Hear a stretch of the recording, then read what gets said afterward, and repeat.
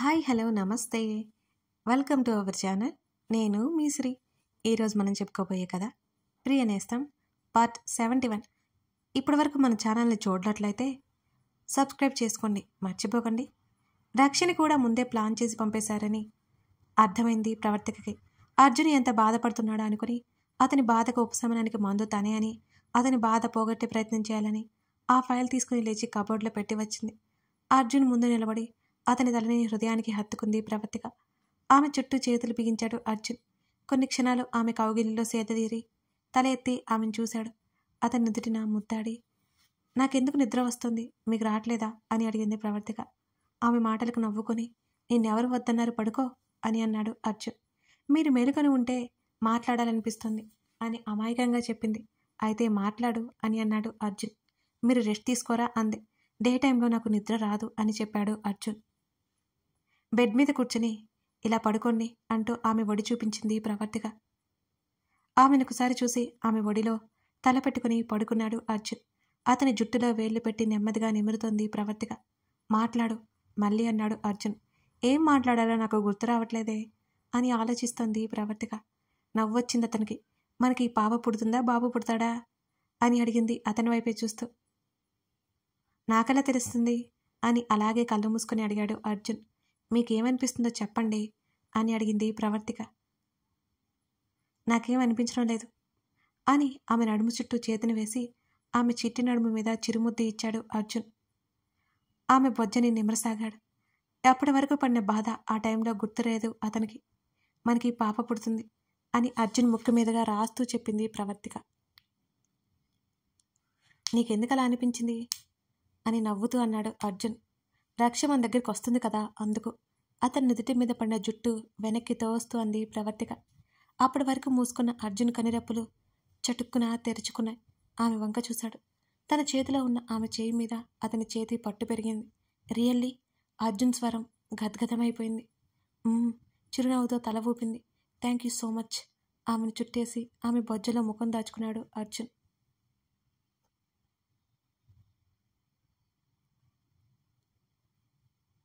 మీరెప్పుడు నన్ను అర్థం చేసుకుని ఉంటే ఈ పాటికి నాకు 9 నెలలు వచ్చేదే. చిరునవ్వు చిందించి నాలుగు ఖర్చుకుంది ప్రవర్తిక. తల ఎత్తి ఆమె వైపు చూసి ఏమన్నావు అని అడిగాడు అర్జున్. ఏం లేదు అంది ప్రవర్తిక. చెప్తావా లేదా? నిజంగా ఏం లేదు అని బిక్కమొహం వేసింది. ఏంటేంటి, ఈ పాటికి 9 నెలలు వచ్చేదా అని అర్జున్ కళ్ళెగరగానే సిగ్గుపడుతూ నవ్వుకుంటూ మొహం పక్కకు తిప్పుకుంది ప్రవర్తిక. నేనేదో సరదాగా అన్నాను అని అర్జున్ వైపు చూడలేకపోయింది. నేనైతే సీరియస్గానే తీసుకుంటున్నాను అని అర్జున్ అనగానే కంగారుగా చూసింది అతన్ని. ఆమె తల వెనుక చేతిని పోనిచ్చి ఆమె మెడ వెనుక భాగం నిమురుతుంటే కళ్ళు మూసుకుంది ప్రవర్తిక. ఆమె తల కిందకు వంచి ఆమె పెదవుల మీద అతను ముద్దు పెట్టుకున్నాడు. కాసేపటికి ఆమెకి ఊపిరాడక పోయేసరికి వెనక్కి లేచి ఊపిరి పీల్చుకోసాగింది ప్రవర్తిక. సారీ అంటూ ఆమె హృదయం మీద అతను నిమురుతుంటే బావున్నట్టు తల ఊపి అతని చేతిని పట్టుకుంది ఆమె. ఆమె హృదయం మీద తల పెట్టుకుని ఆమె నాభి కప్పి ఉంచిన చీర పక్కకు నెట్టాడు అర్జున్. అతని చెయ్యి ఆమె నాభి చుట్టూ గీతలు గీస్తోంది. తనకి త్వరలో పాప బాబు రాబోతుంది అని సంతోషంలో ఇంకా పూర్తిగా ఏర్పడిన తన బేబీని తలుచుకుంటూ ఆమె బొజ్జ నిమరసాగాడు అర్జున్. ఈవినింగ్ హాస్పిటల్కి వెళ్దామా అని అడిగాడు అర్జున్. వెళ్దామండి, అన్నయ్యని చూడాలిగా అని చెప్పింది. వెళ్ళి ప్రణయ్ని చూసి చెక్ చేయించుకుందు సరేనా అని అన్నాడు అర్జున్. సరే అంది. ముందు టాబ్లెట్స్ వేసుకొని ఇప్పుడు రెస్ట్ తీసుకో, అవసరం పడుకో అని అన్నాడు అర్జున్. అతను దూరం జరగగానే టాబ్లెట్స్ వేసుకుని మళ్ళీ అతని పక్కన పడుకుని అతని హృదయం మీద తలపెట్టుకుంది ప్రవర్తిక. కాసేపటికి ప్రవర్తిక నిద్రలో జారుకుంది. సాయంత్రం సమయంలో నీలిమను తీసుకొచ్చి అర్జున్ ప్రవర్తిక ఇద్దరూ హాస్పిటల్కి వెళ్ళారు. వాళ్ళిద్దరిని ప్రణయ్ ఉన్న రూమ్ దగ్గరికి దింపి గైనిక్ డిపార్ట్మెంట్కి వెళ్ళాడు అర్జున్ ప్రవర్తిక గురించి మాట్లాడడానికి. అన్నయ్య కన్నీళ్లతో ప్రణయ్ చేతిని పట్టుకుంది ప్రవర్తిక. ప్రణయ్కి ఏమీ కాలేదని అప్పటి వరకు ధైర్యంగా ఉన్న అతన్ని హాస్పిటల్లో అలా బెడ్ మీద చూడగానే కన్నీళ్ళు ఆగలేదు ఆమెకి. తన భర్త వల్ల ఇలా జరిగిందని నీలిమ కన్నీరు మున్నీరైపోయింది. ప్రణయ్కి క్షమాపణలు చెప్పుకుంటోంది. పెద్దమ్మ, ఆయన ఎవరో నాకు తెలీదు, ఆయన కోసం నువ్వెందుకు క్షమాపణలు చెప్పడం ఆ ఏంటిది అని ప్రణయ్ నీలిమని వారించాడు. కామాక్షి రూమ్లోకి తీసుకెళ్ళింది నీలిమని. తన భర్త ఆకృత్యాలు అన్నీ కామాక్షితో చెప్పింది. అవన్నీ ముందే తెలుసు కాబట్టి నీలిమని ఓదార్చసాగింది కామాక్షి. ప్రవి, అక్కడ నీకేం ఇబ్బంది లేదు కదా, అసలు ఎలా వచ్చారు అని ప్రణయ్ అడుగుతుంటే, ఇప్పుడు అవన్నీ అవసరమా వదిన, క్షేమంగా ఉంది కదా, అవన్నీ గుర్తు చేసుకొని చేయకు నువ్వు అసలు అని అప్పుడే లోపలికి వస్తున్న లోహిత అంది. కళ్ళు తేలేసి చెల్లివైపు చూశాడు ప్రణయ్.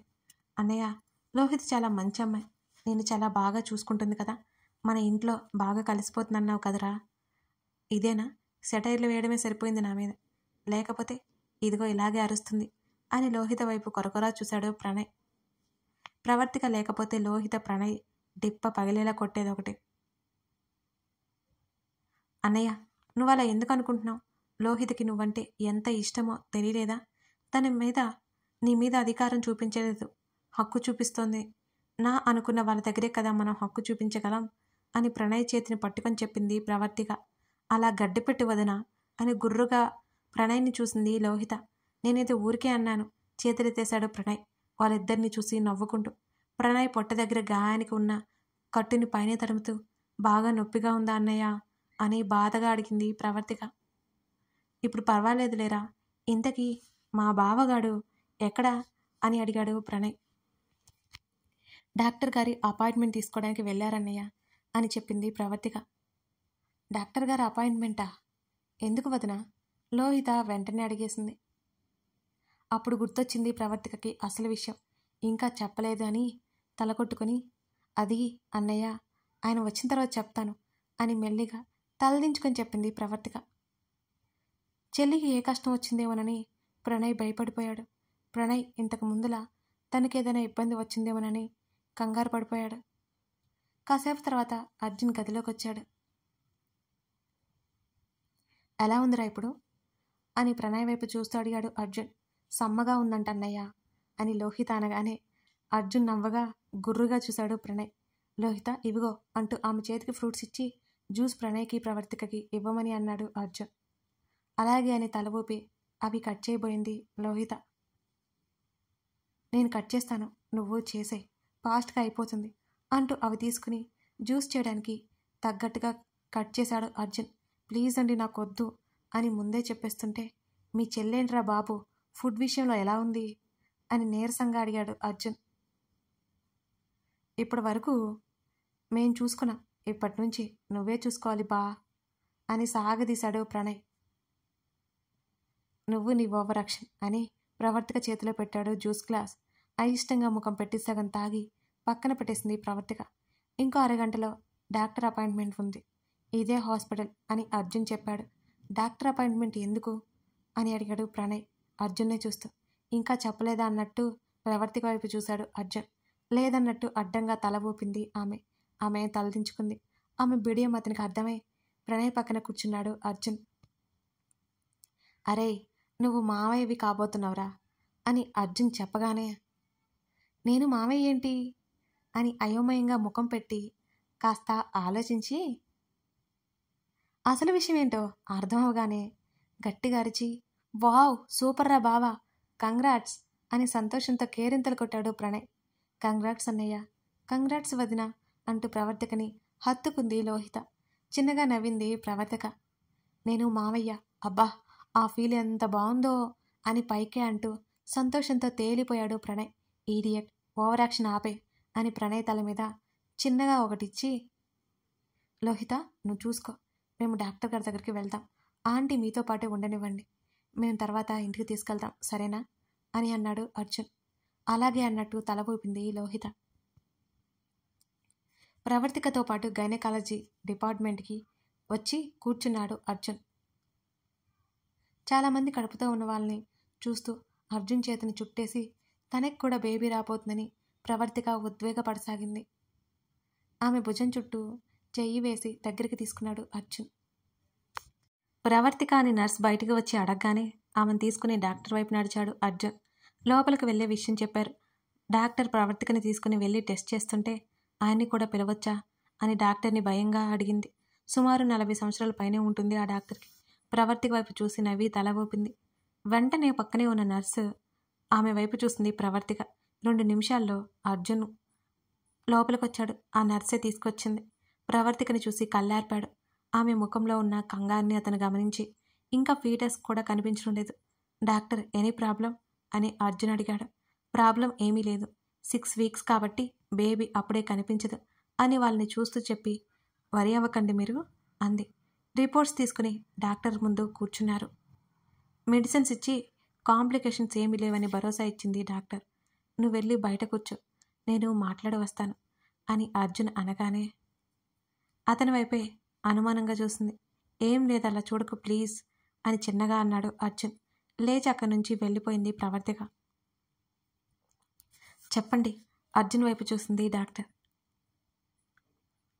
డాక్టర్, నా వైఫ్కి 2 years బ్యాక్ హార్ట్ సర్జరీ జరిగింది. తనకి స్ట్రెస్ ఇవ్వద్దని డాక్టర్ చెప్పారు. బేబీని తను క్యారీ చేయగలదా లేదా, ఏదైనా ప్రాబ్లం వస్తుందా అని కంగారు దాచుకుంటూనే అడిగాడు అర్జున్. ఇప్పటికైతే తను పర్ఫెక్ట్గా ఉంది మిస్టర్. ఇంకొన్ని రోజులు గడిస్తే గానీ ఆ విషయం చెప్పలేం. తను మెంటల్ కండిషన్ బట్టి, బేబీ గ్రోత్ను బట్టి, తన హెల్త్ దృష్ట్యా అన్నీ చూసి చెప్పగలం అని అంది doctor. Okay doctor, next month తీసుకురమ్మంటారా అని అడిగాడు అర్జున్. అలాగే తీసుకురండి, 3rd monthలో స్కాన్ చేసి చూస్తాం అని చెప్పింది ఆ డాక్టర్.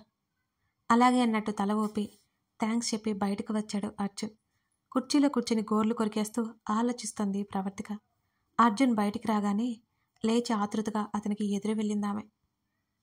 వెళ్దామా ఆమెనే చూస్తూ అన్నాడు అర్జున్. లోపల ఏం మాట్లాడుకున్నారు, డాక్టర్ గారు ఏమన్నారు అని అతని చేతిని పట్టుకుని ఆమె ఊపేస్తుంటే, ఏం లేదు, నీకు హార్ట్ సర్జరీ జరిగింది కదా, ప్రాబ్లం ఏమీ లేదు కదా అంటే లేదన్నారు. నువ్వు కంగారు పడతావని బయట కూర్చోమని చెప్పాను అంతే. ఆమెకు వివరంగా ఇచ్చి ఆమెతో పాటు బయటకు వచ్చాడు అర్జున్. అప్పుడు కుదుటపడి, నేను ఇంకా భయపడిపోయాను తెలుసా అని అంది ప్రవర్తిక. ఎందుకు అని అడిగాడు. ఏమో భయం వేసింది నాకు అని అప్రయత్నంగా పొట్ట దగ్గర చేతిని పెట్టుకుంది ప్రవర్తిక. డోంట్ వర్రీ, అసలు భయపడకు అని అన్నాడు. సరే. మళ్ళీ ప్రణయ్ దగ్గరికి వెళ్ళి నీలిమని తీసుకుని ఇంటికి వచ్చారు అర్జున్, ప్రవర్తికలు. ప్రవర్తిక కోసం జీప్ పక్కన పెట్టి కారు తీశాడు అర్జున్. అప్పటికే రాత్రి అవడంతో ఆల్రెడీ సీతమ్మ రెడీ చేసిన ఫుడ్ తిన్నారు. ప్రవర్తిక అర్జున్ పక్కనే కూర్చుంది. ఎదురుగా సోఫాలో కూర్చుంది నీలిమ.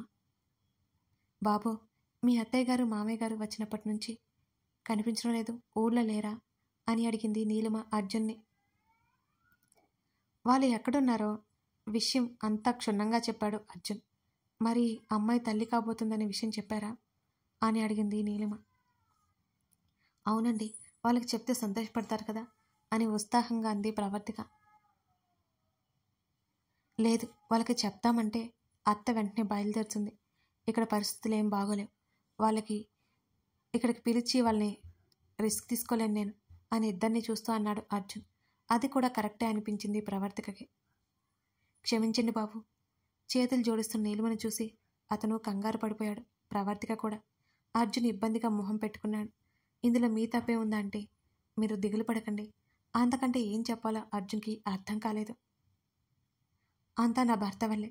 కూతురు జీవితాన్ని కాలరాసే తండ్రిని ఎక్కడా చూడలేదు నేను అని నీలిమ బాధను తట్టుకోలేక ఏడ్చేసింది.